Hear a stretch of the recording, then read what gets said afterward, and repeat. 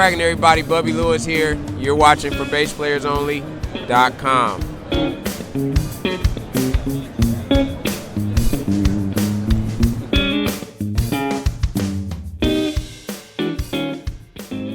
Hi everyone, John Liebman here. You're watching for BassPlayersOnly.com. We're coming to you today once again from the MTD booth at the 2020 NAMM show, Anaheim, California, with our old friend Robert Bubby Lewis. What's up, Bubby? Nothing much, man. Chilling.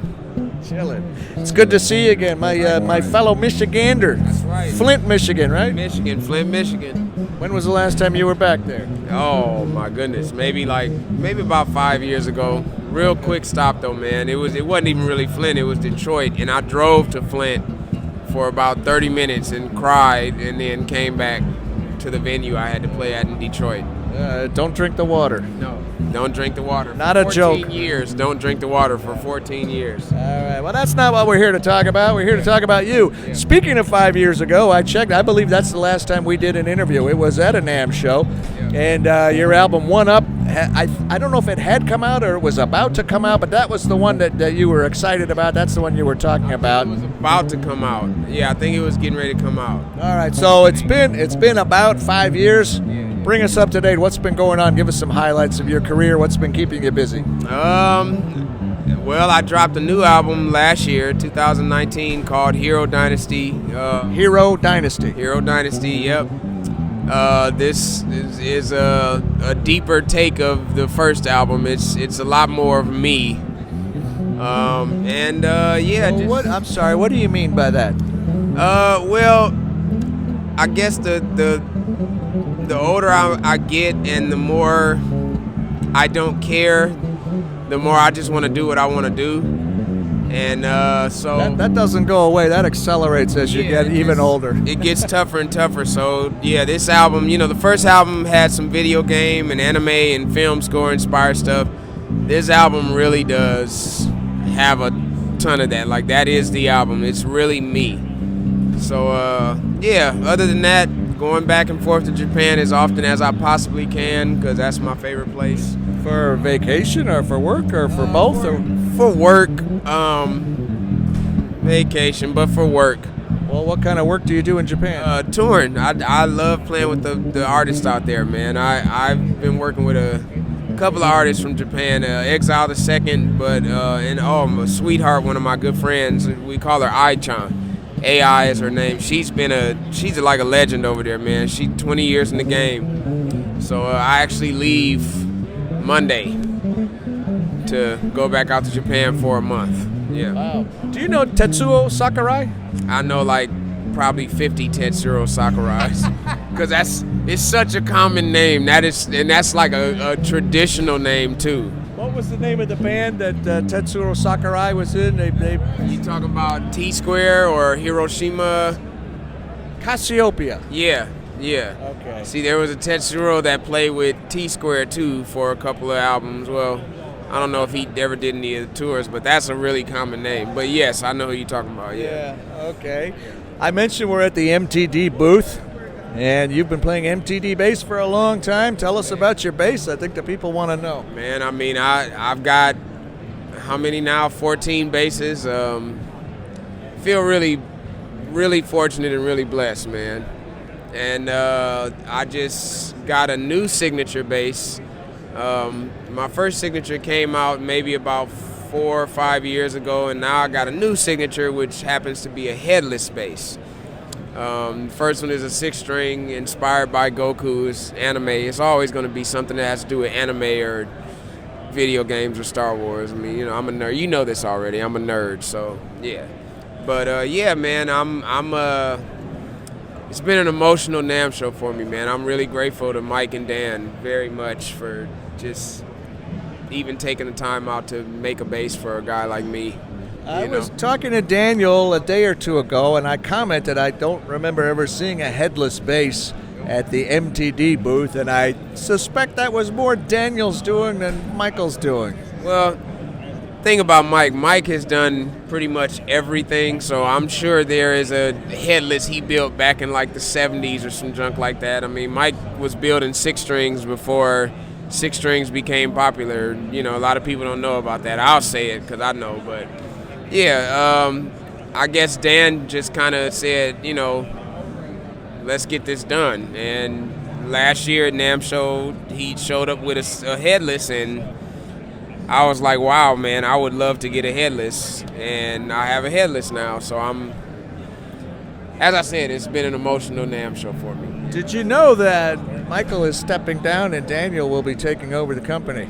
Yeah, I mean, you know, that's like my dad and my brother, man. So I pretty much, I know a whole lot of that's going on. You know, Dan is, my nickname for Mike is Odin, and my nickname for Dan is Thor. So, you know, he's just kind of passing the torch along, and I love to be here to witness it and to see it. You know, it's amazing when you got a guy as genius as Mike is, and then his son is just as genius. You know what I'm saying? It's rare that happens, and I think it's dope that I get to witness it, you know?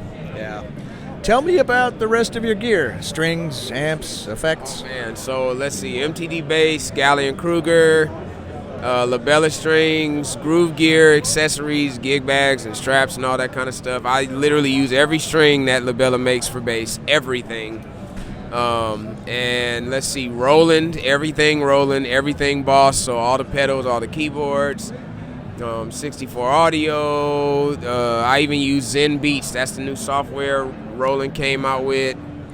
What else? Bartolini, Soundbrenner. Did I say 64 audio? V-Moda as well. I'm trying to make sure I don't leave nobody out here. I think that's everybody. You let me know if you think of anybody else that's Hip Shot. Hip Shot, yeah. If I left somebody out, I'm sorry. It's been a long weekend. It's been a long week. Yeah. I want to ask you a question about bass technique. You know, we have interviews on For Bass Players Only that is really responsible for how popular we originally got, and lately we're becoming more and more well known for our online bass instruction at ForBassPlayersOnly.com. People are coming on, learning bass online at For Bass Players Only. So having said that, what advice could you impart to somebody who wants to learn to play the bass? What do you think is the some of the most important things they should know before getting into all the flash and the soloing and why do we play all those scales and modes? What are we supposed to do with all that? What do you think are some of the most important things to know about playing the bass? The first thing I would say is that your personality and character is more important than how great you are as a player. That has nothing to do with skill or anything like that, but to me that's the most important. Second, if I'm talking about technique, my philosophy is I just play what I hear and what makes me feel good, not so much what everybody might think is correct. And you wanna find out your identity. If you're gonna start playing an instrument, you learn who you are. You're gonna learn yourself. That's the most important thing to me. I mean, you know, I'm not like one of those type of guys that likes to spill a bunch of education. My entire thing about playing bass is just play what you hear and know your instrument. Just know where every note is, and if you know where every single note is, you should be able to play whatever you want.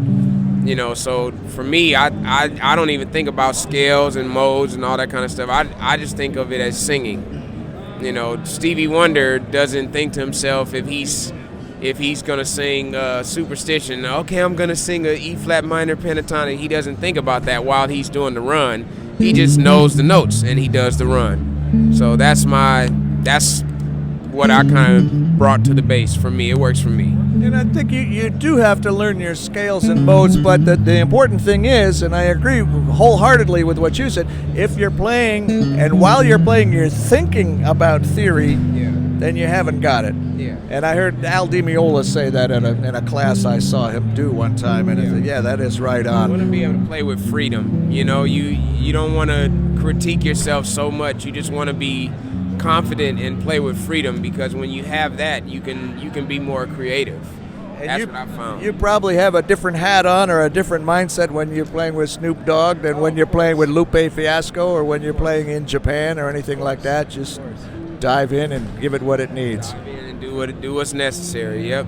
All right, great advice. And by the way, I'd like to give a special shout out to all of our new members this week from various parts around the country and around the world. Welcome to the For Bass Players Only community, and congratulations on learning bass online right here from us at ForBassPlayersOnly.com.